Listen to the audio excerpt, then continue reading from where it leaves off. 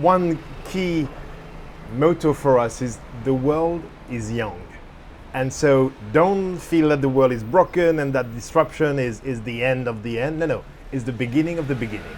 And if you take that optimistic lens and look at the world as an array of limitless possibilities, and you need to decode the weak signal, you need to see what will affect changes and positive changes, because the new generation that is coming is just crying for that. They want to fix the system. They want to have that positive impact. And so they are more aware and empowered by technology, by social media than generation before.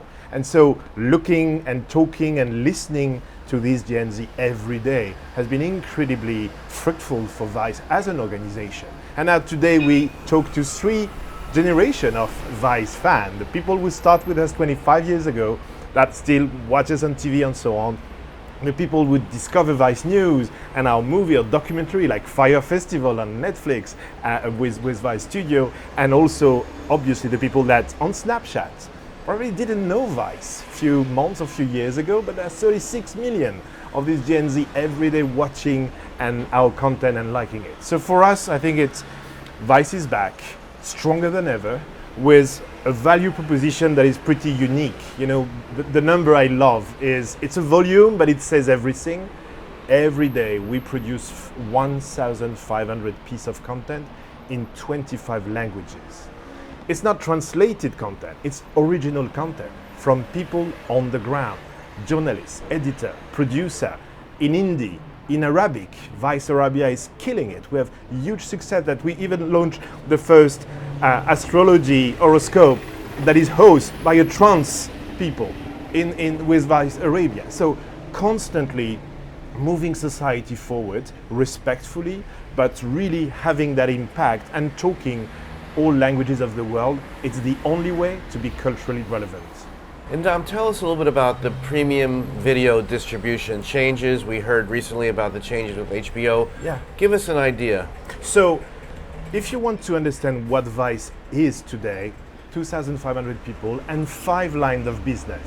Historically, Vice Digital, then it was Vice on TV, and of course, Viceland is as every cable channel, you know, under that kind of big pressure of shift to OTT. But what is great is with Viceland, we produce every year 250 hours of original content. And that content, now more than 1,000 hours, enable us to license globally that content.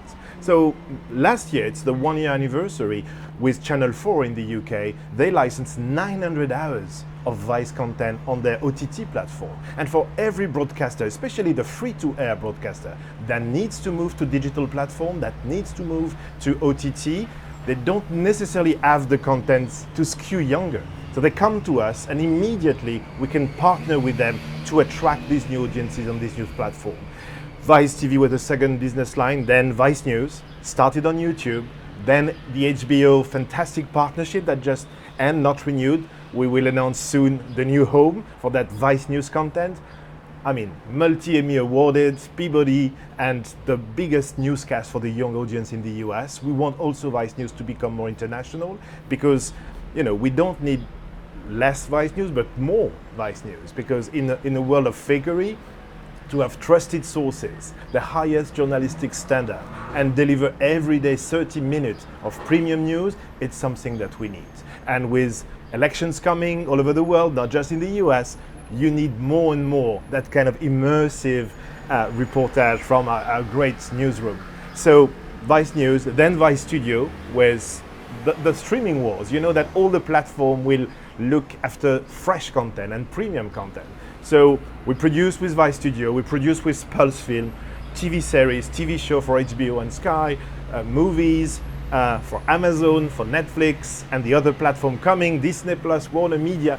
It will be a great place to be when you own your content. And remember, Andy, 100% of the content Vice produce is fully owned by us. We fully own our IP, and this is something critical for the next years. And then Virtue, which is our creative agency. It was the back office of Vice. Now, since 2 years, it's a standalone proposal.